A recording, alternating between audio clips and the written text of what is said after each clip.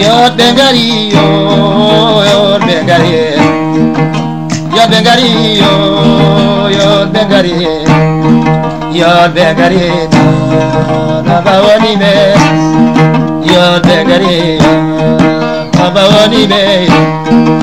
yo Bengari, Ismail Jawaje.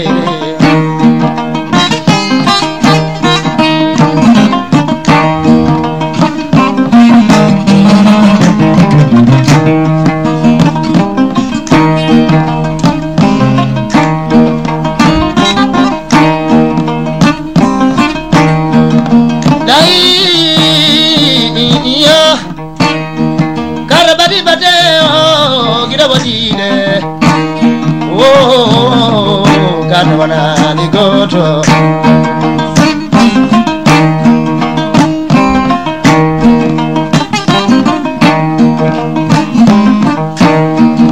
ya Bengari yo ya Bengari ya Bengari yo ya Bengari ya Bengari yo mama wani hebe ya Bengari yo mama wani hebe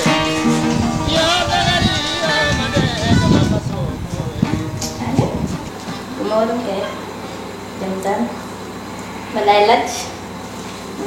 batone bonala tu la jeliram modum ta ekolaji de uddisi jinnomi ko nawde to karba mi windi to yam jonnon jinnomi ko nelda ko faade ko biwta kayitaji makko ko wadirana inscription jinnon ala problem akundo jangude d'accord ala problem ana seli kam mi hewni affaire garta non angedin jaram merci revoir ta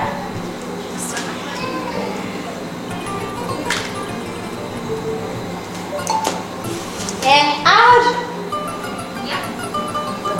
abala mi jamma chumti pada yaru di janggo ko ba manu dido o ya ko am jamma chumti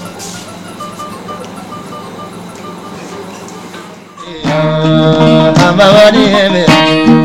yo Bengari yo madega mama soko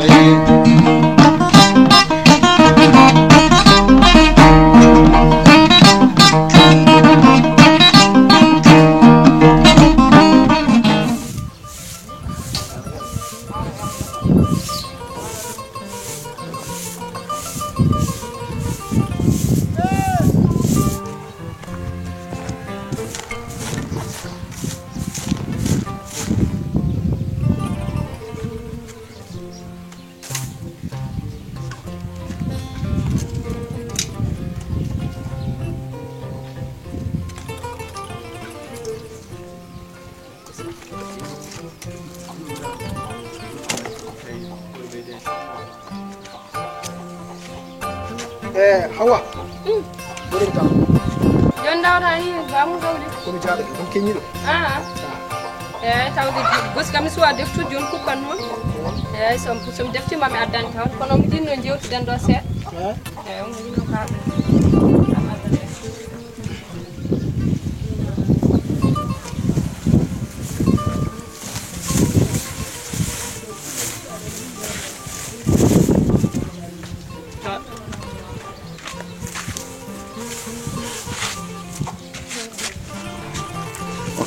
Ya bang hawli yaw tare chamta o kalan tuno do mon bindi to sukabe to adandi hikka kadi fuddi jangde ko fuddi to joni jonon yimbe be hanki tan ni pottum do e sohna na hala nan do wi chef de village ko noddi réunion ni pour kayitaji windi to be adandi bi ko adamo ko enen ko bi mere no ko kanyumen jicci on kam winditi dum enen bindi tan bi mere no hade hewde tawde joni non jinnomi ko nawambo école winditoyo da jangani me janga kanko kam hoto pertu ayi sinnen jangune ne wonande hubere bakker gonata ayi Ablaye Daoud en fof ko jangguɓe galleji mumen mbayani jangguɓe fof ɓuuri ɗo gal joni noon jinnomi tan mbawa mbaɗa feere nawambo ko lootiɗo kam so tawi aɗa fellita mi addamba ɗo joni o ɓorno tekke makko tan haɗa mi nani ko kalɗa sokhna Hawa o saaha mo gonɗen noon mbiɗa jogui lowre ponde jokkitede joni komi keñiɗo komi jawowo hawa panno ha janggo gaddama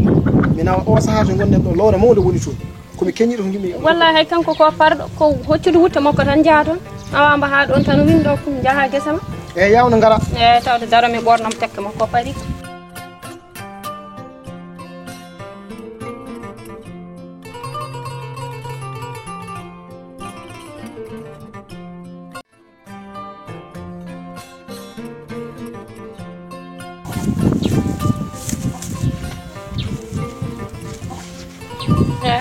Kamu hawli komboy na war mo pari ay joni kay mi yahata mi ƴaanga école ɗo kañƴeɗa defa gusi o gadda joni tawa mama duga joni samde jaɓi sampani ni kay baba jangani kay mo janga ɓiɗɗo tam yo jaw kon wara ko fitti kañum ko continue faate gusi muɗum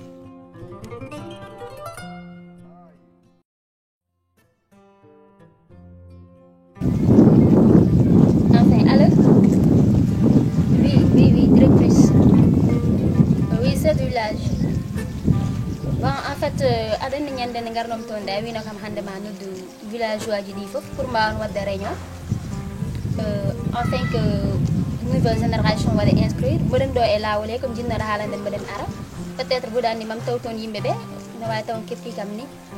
e ok mboɗon e lawol he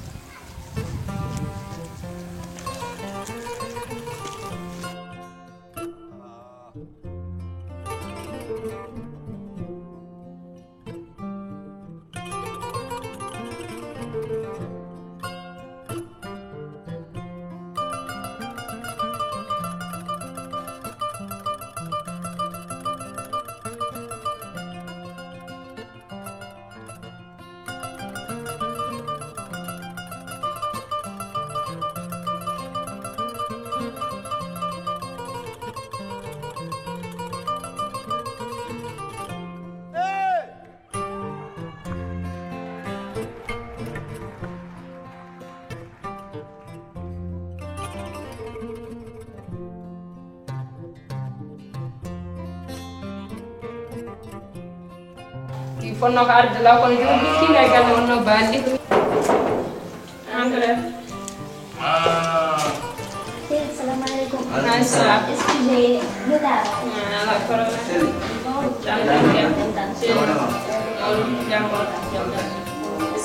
Orang kamu rajam kali monggo. jongal nande ni ko woni ko defa ndam ko bamu hawli kan ko dawda hande ges dirandi kamande ko nyalla Réunion de mboɗo yinnoɓe gara ɓe tawtoreɗum eyyi kono kadi ɓayde on gari tan alhamdulillah ɗum noon kadi kala ko haala e réunion he ko tan soɗo pooti kadi jawtanonɓe ɗum e kadi kamɓe e hoore mabɓe ɓe jogui hen kadi koɓe poti wadde hen eyyi ɗum noon no pamirɗon tan kala hitande foof so yeehi ha oɗo saaha heedi so école aji gudditi eyyi hono directrice men o woni madame Diallo e min makko min keewi yewtidde seeɗa on heewi arde yam kadi o haalnami kadi saqqaji mabɓe kamɓe école o eyyi hikka noon kadi o ari kadi o yewtini kam kadi programme uji mabɓe eyyi o ɓuri kam hollidde hen kadi ko pour alhaali sukaɓe winditiɓe hikka ɓe eyyi pour ɓe nadde hikka no mbaɗa seeyi eyyi o wi noon omo ñaagui jiknaɓe élewaji ɓe ndeɓe soɓe gara ndeke maɓe gaddu kadi kayitaji sukaɓe walla kadi hay sinno ɓe gaddani ɓe toppito ɗum eyyi par ce que ɗin noon probléme aji eɓe dañi ɗumen e nder école o a yiyat ha élève ara ha ina kodi watta examen taw ala kayit juddu eyyi ɗum noon kadi ne ɗum ɗo yini seeɗa ɗum noon e o yiiɗi jiknaɓe élewaji ɗi mbete ina mbawa darnade ɗum kam law e mbete ɗin noon kam probléme aji mbawi ɗum mbawa ɗum wasde hebde e ɗeɗo hitande eyyi ɗum noon mi tottama konngol tan kam kono tawa ɗum ko jogui ko haalata hen inchallah Assalamu alaikum. Kono wiri ɗum tan weltinen kadi notable mon ñande mi arino ɗo après min yo waɗa feere waɗa convoqué réunion mo mbawaten fottinde pour mi wawa haaldude e mon minen dal en tant que directrice école joni o depuis presque 2 ans voire 3 ans mboɗemi ɗo hikka mais à chaque fois nek